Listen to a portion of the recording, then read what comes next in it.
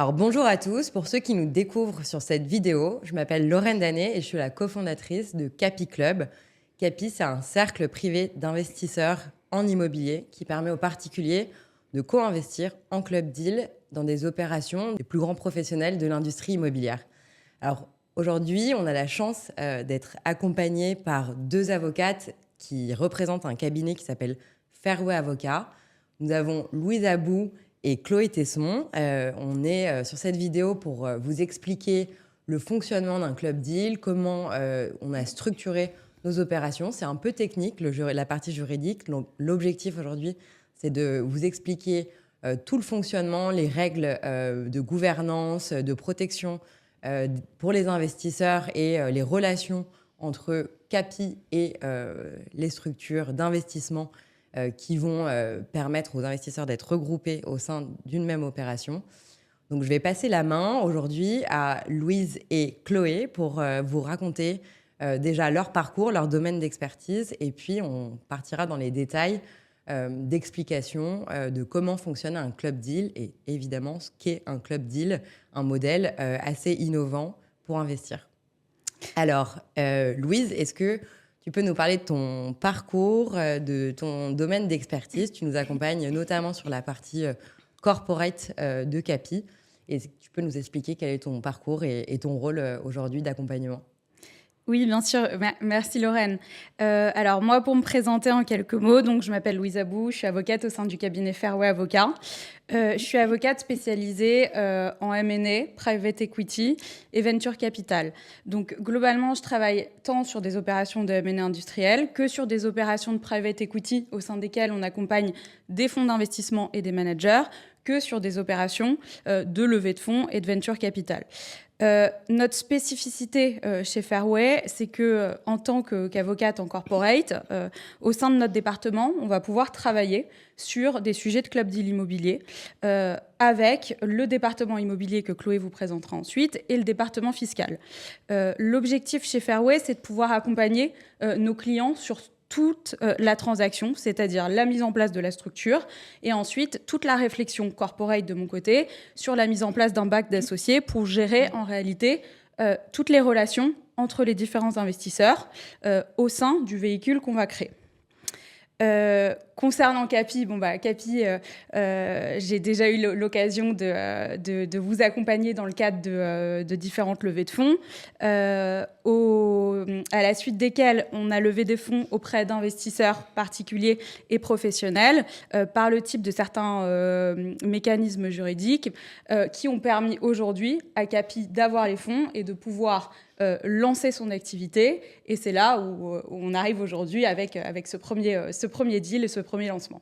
Exactement, parce qu'on a vraiment alors deux particularités. C'est qu'aujourd'hui, on fonctionne sur un modèle de co-investissement. Donc, on va expliquer ce qu'est le club deal.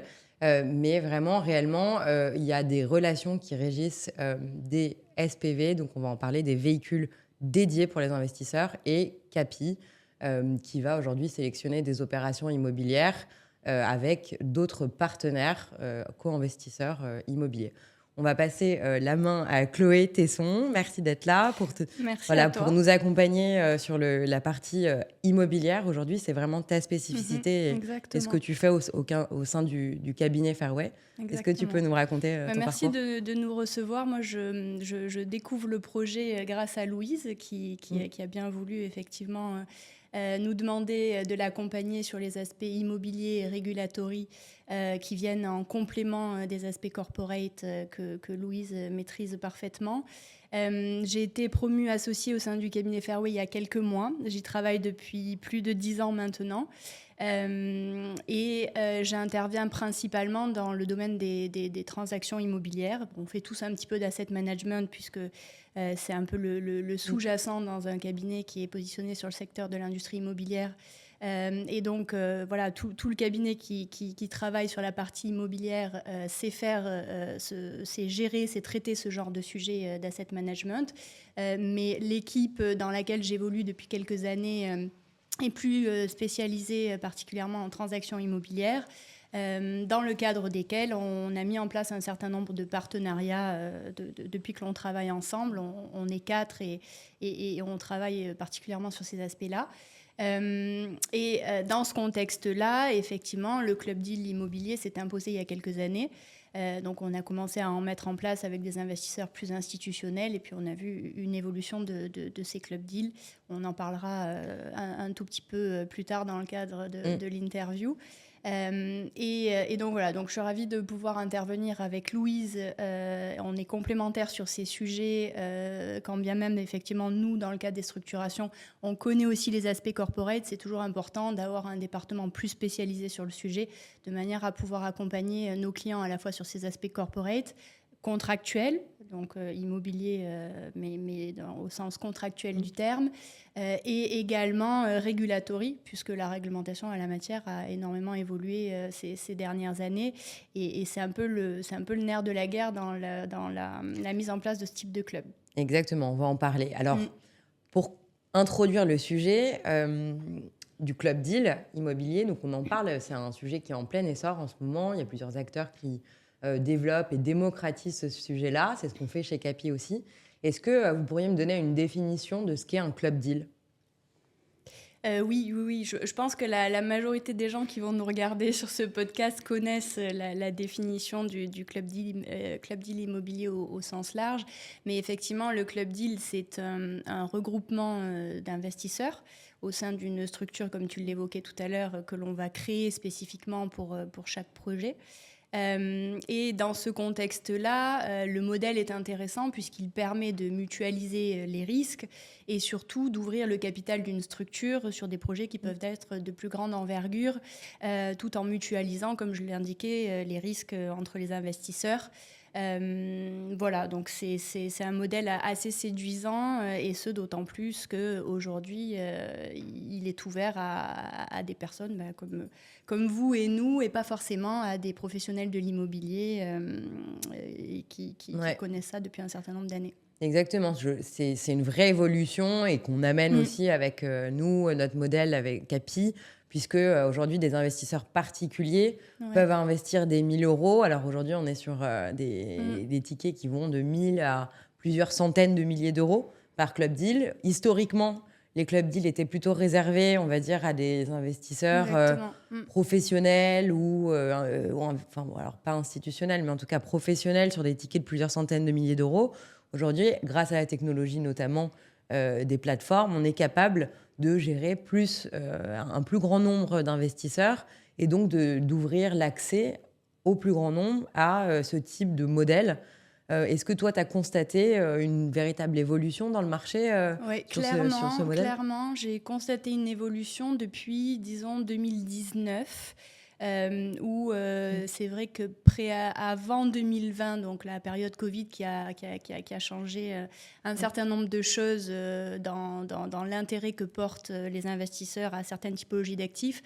Auparavant, on mettait en place ce type de partenariat avec des investisseurs institutionnels sur des actifs principalement de bureaux. Ce qui n'est plus du tout le cas aujourd'hui, en tout cas pour ce qui nous concerne, où on voit un glissement plutôt vers l'immobilier résidentiel, comme c'est le cas d'ailleurs dans le projet que tu as présenté. Et on a pas mal d'opérations, soit patrimoniales sur ces sujets, où il y a une sorte d'investissement à long terme avec un flux locatif qui intéresse l'investisseur, donc ça dépend de la typologie d'investisseur. On a également, et ça on le voit encore plus en ce moment, des opérations de marchand de biens. Donc effectivement, il y a des acquisitions, des restructurations et des reventes. Et c'est ce qui s'est le plus démocratisé, je dirais, en tout cas sur les dossiers que l'on a pu traiter ces 2-3 dernières années. Donc il y a un glissement vers le résidentiel plutôt que le bureau. Mais ça... Ah oui, ou des typologies de club deal un peu différenciants, comme le club deal qu'on vient de lancer en para-hôtellerie avec un aspect commercial, mais sur une typologie d'actifs d'appartements de tourisme. Exactement. Et effectivement, il y a vraiment 2 types de club deal, c'est important, je pense, de le mentionner. Le club deal, ce qu'on appelle de capitalisation, et le club deal de distribution. Donc, tu en parlais sur des aspects plutôt patrimoniaux, où là, on va servir un rendement, alors que nous, on va être dans ce cas aujourd'hui de club deal de capitalisation, sur des durées qui vont être de 2 à 5 ans, globalement, opération de marchand de biens, d'achat, de création de valeur et de revente à terme d'une opération avec un partage de la valeur. Exactement. Je pense que ça s'explique aussi le fait d'avoir rebasculé les choses plutôt sur du marchand que sur du patrimonial. Ça s'explique au regard de l'ouverture à des investisseurs privés ou des family office qui ont effectivement un objectif qui est différent de l'investisseur institutionnel et qui veulent effectivement réaliser des opérations avec une rentabilité à court terme. Alors Louise, quelles sont les difficultés et les enjeux de la mise en place de ce type de modèle en club deal et quelle est la plus-value aujourd'hui du cabinet Fairway ? Alors, je dirais que le plus grand défi sur ce sujet de structuration de club deal, c'est en réalité la diversité des investisseurs qu'on va avoir au capital et les différentes structures juridiques à mettre en place. En réalité, ce qui est important quand on structure un club deal immobilier, c'est de 1, bien comprendre ce que souhaitent les clients, ce qu'ils souhaitent mettre en place, quel est le modèle. Et puis ensuite, nous, notre rôle en tant qu'avocat et conseil, c'est de trouver la structure juridique la plus cohérente et la plus adéquate pour pouvoir mettre ce club deal immobilier en place. Il y a un autre enjeu qui est assez important aussi, c'est le respect de l'équité entre tous les investisseurs. Parce que compte tenu du fait qu'on a des investisseurs avec des profils assez variés, on va avoir certains investisseurs qui vont rechercher certains types de rendements un peu plus risqués, d'autres non, etc. Donc en réalité, toute la structure va dépendre du client, de ce qu'il souhaite mettre en place et de cette diversité d'investisseurs. Notre rôle en tant que conseil, c'est de trouver une solution la plus personnalisée possible. C'est-à-dire qu'on va regarder les contraintes juridiques, les contraintes réglementaires, et en fonction de ça, on va proposer à nos clients les structures corporate les plus adéquates possibles pour mettre en place ce club deal immobilier. Oui, c'est exactement ce qu'on a fait, ce que vous avez fait pour Capi aujourd'hui, puisqu'on est arrivé avec une logique où on a effectivement une partie, on a des investisseurs professionnels, et on a une partie d'investisseurs particuliers. Tout l'enjeu, c'est de pouvoir, comme tu le disais, respecter l'équilibre et la protection des investisseurs particuliers qui ont peut-être moins l'habitude d'investir que d'autres investisseurs professionnels et de trouver la meilleure structuration, ce qu'on a fait aujourd'hui. Donc oui, par exemple, pour Capi, on avait aussi évidemment cette contrainte réglementaire puisqu'on évolue dans un environnement réglementaire évidemment très important pour pouvoir protéger de manière très transparente aussi et d'être dans cette logique de transparence pour nos investisseurs. Aujourd'hui, nous, on opère une émission de titres sous la forme d'offres publiques de titres financiers qui a un régime spécifique avec un visa de l'AMF au préalable qui nous permet d'émettre des actions pour proposer des actions aux investisseurs qui vont rentrer dans ces opérations-là. Et donc, Louise, est-ce que tu peux expliquer à nos auditeurs, parce qu'il y a des sujets très techniques de réglementation, AMF, etc., quelle est la structuration qu'on a adoptée pour Capi, pour protéger nos investisseurs ? Oui, bien sûr. Comme je le disais, en effet, sur ces différents sujets de mise en place de club deal immobilier, on doit prendre en compte les contraintes réglementaires. Il y a différentes contraintes. On a des contraintes réglementaires qui font que certaines sociétés bénéficient d'agréments et ont demandé des agréments auprès de l'AMF en amont afin d'exercer leurs activités. Et on a également certains régimes qui permettent également de faire appel à la souscription auprès de différents particuliers. Et c'est le cas de Capi qui va opérer sous un régime OPTF, qui est l'offre publique de titres financiers, au terme duquel les différents souscripteurs vont pouvoir souscrire à des augmentations de capital au sein d'un véhicule. Donc nous, notre rôle en tant que conseil dans le cadre de l'accompagnement de Capi, il est à 2 niveaux. Le premier niveau, c'était la structuration de la mise en place du véhicule au niveau de Capi, au sein duquel les différents investisseurs qui ont notamment souscrit des abonnements sur la plateforme et d'autres investisseurs potentiellement professionnels vont pouvoir souscrire au sein de ce véhicule qui sera une société anonyme. Parce que bien évidemment, quand on fonctionne sous certains types de régimes, notamment le régime OPTF, il y a certaines structures qui doivent être mises en place. Et dans le cadre de Capi, on va fonctionner par le biais d'une société anonyme. Et donc la société anonyme aura vocation à procéder à une émission d'actions qui pourront donc être souscrites par les différents investisseurs. Donc ça, c'est au niveau du véhicule Capi. Et notre rôle ensuite, c'est de conseiller et d'accompagner Capi dans le cadre de la négociation de son partenariat avec le co-investisseur, dans le cadre notamment du premier deal Goldstone. Oui, exactement. Là, c'est par exemple, prenons ce cas de premier club deal avec la famille Bertini, le groupe BMF aujourd'hui.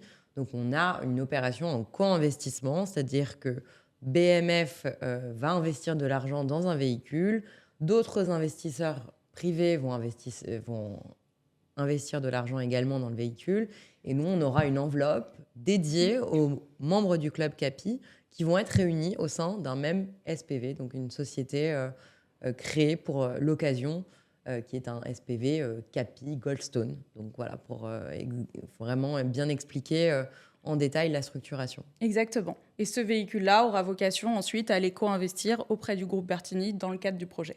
Alors Chloé, par exemple, pour ce club deal Goldstone, en partenariat avec le groupe BMF, qu'est-ce que tu as dû voir dans la documentation contractuelle? Quels sont les points de vigilance sur lesquels Fairway, vous avez pu nous accompagner pour protéger nos investisseurs? Quelles sont les règles de gouvernance, de liquidité? Est-ce que tu peux nous en dire plus sur la globalité de l'organisation de ce club deal? Oui, bien sûr.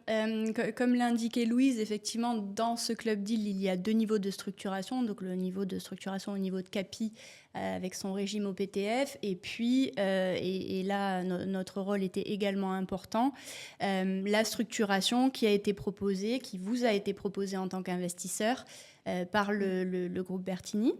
Donc là, on est dans le cadre d'un club deal relativement classique avec une société de gestion, son conseil. Parfois, les sociétés de gestion sont accompagnées de conseils. Ce n'est pas toujours le cas, mais là, c'est proposé ainsi. Avec effectivement la foncière qui va détenir un certain nombre de filiales, lesquelles vont détenir les immeubles opération par opération sur la base du deck qui vous a été présenté. Et notre rôle a consisté à analyser la documentation qui nous a été proposée à l'aune de vos exigences au nom et pour le compte de vos investisseurs à la fois professionnels et privés, afin de s'assurer que les règles conviennent ou en tout cas s'inscrivent bien dans votre stratégie d'investissement. Le prospectus, comme je vous le disais, ressemble à un pacte d'associés. Ce qui est important de vérifier quand on est le conseil d'un investisseur qui va prendre une participation dans ce type de véhicule, ce sont les clauses de reporting et de transparence, puisque c'est important que l'investisseur soit informé au fur et à mesure de l'état d'avancement de l'opération de ce qu'il se passe. Il faut également, évidemment, regarder les clauses de gouvernance. Dans le cadre d'un club deal comme celui qui est proposé par BMF, la gouvernance est assez limitée puisque le rôle de la société de gestion est discrétionnaire. Donc, elle a vocation, et c'est réglementé, donc c'est assez rassurant d'avoir quand même une société de gestion. Elle a un rôle de représentation de l'ensemble des actionnaires au sein du véhicule. Le dernier point, et c'est l'un des points les plus importants parce qu'il y a la vie de la société, mais il y a surtout l'issue, la liquidité. Et donc, dans ce contexte-là, effectivement, on regarde les clauses de liquidité. Voilà quel a été notre rôle que l'on vous a reporté pour que ça colle au mieux à l'investissement que vous avez souhaité. Oui, exactement. Et pour aller dans le détail pratique de cette clause de liquidité, aujourd'hui, il est important de mentionner aux investisseurs qu'il n'y a pas de liquidité prévue avant 3 ans. La raison est très simple et s'explique très bien par la nature de l'opération d'ailleurs, puisque c'est une opération dans laquelle la famille Bertini va acheter des actifs commerciaux, demander les autorisations qui sont déjà obtenues de changement d'affectation, va faire les travaux, va exploiter les actifs en logement de tourisme haut de gamme. Donc, il faut à minima 2 bilans d'exploitation pour permettre une revente à horizon de 3 ans, ce qui est prévu dans ce club deal collection Goldstone. Et donc, la raison est très simple. Les investisseurs n'ont pas de liquidité, donc ne peuvent pas revendre leur part avant 3 ans, puisque les capitaux doivent être mobilisés sur ces opérations d'acquisition, d'exploitation par la famille Bertini. Voilà, on n'est pas dans une logique patrimoniale comme je l'évoquais tout à l'heure, mais une logique de marchand de biens avec un investissement et une rentabilité à court terme. Et dans ce contexte-là, effectivement, le groupe Bertini a une structure dédiée à l'asset management qui permet justement, pour revenir sur ce reporting et cette transparence, qui permettra de pouvoir suivre les projets de A à Z. Tu parlais de l'obtention des autorisations, ce qui est important parce que c'est ce qui prend le plus de temps dans le cadre de la restructuration de ce type d'actifs. Et puis, Ils sont déjà obtenus, le groupe Bertini va assurer le suivi jusqu'à la revente des actifs qu'il aura restructurés. Exactement. Donc, on est vraiment dans un club deal dit de capitalisation, dans lequel tous les flux de revenus vont être capitalisés et il y aura un partage de marge de plus-value à la sortie sous forme de dividendes. C'est Exactement. Ça, c'est bien la structuration qui est prévue. Exactement, c'est ce que l'on voit la plupart du temps dans les deals immobiliers de ce type, c'est qu'effectivement, il y a un partage de marge et il peut y avoir un pourcentage de la surperformance. Dans certaines hypothèses, on a atteint un certain niveau de TRI. Au-delà de ce niveau de TRI, l'opérateur ou celui qui propose le deal et qui effectivement est à la manœuvre pour le développer et entre guillemets le faire sortir in fine, c'est important que lui puisse également se rémunérer sur les missions qu'il a accomplies au nom et pour le compte de l'ensemble des investisseurs à qui il a proposé le club deal. Et c'est assez classique dans les deals immobiliers que ça se déroule de cette manière-là. Oui, tout à fait. C'est un alignement d'intérêts. Exactement. Et c'est justifié par ce savoir et la mise en œuvre de l'ensemble de ces missions de bout en bout du projet. Alors, Louise, qu'est-ce que tu pourrais nous dire pour rassurer nos investisseurs, pour bien expliquer quels sont les points de vigilance à avoir? Surtout, ça paraît souvent un peu technique, il y a beaucoup de documentation. Quels sont vraiment les points à regarder systématiquement quand on propose des club deals, que ce soit via Capi ou d'autres structures? Quelles sont tes recommandations pour les investisseurs? Alors, je dirais qu'il y a 3 points principaux pour les investisseurs à regarder. Il y a un premier sujet qui est le sujet de la liquidité, donc qui a été abordé par Chloé, c'est-à-dire comment va fonctionner la liquidité de cet investissement, à quel horizon les investisseurs pourront récupérer leur investissement et quand est-ce qu'est prévue la sortie de l'actif et la vente du sous-jacent immobilier. Le second sujet, c'est la gouvernance, c'est-à-dire comment va fonctionner la gouvernance. Donc, par exemple, nous, au sein de Capi, comment va fonctionner la gouvernance? Ça va être une gestion centralisée, puisque, bien évidemment, Capi a vocation à prendre certaines décisions pour le compte des investisseurs.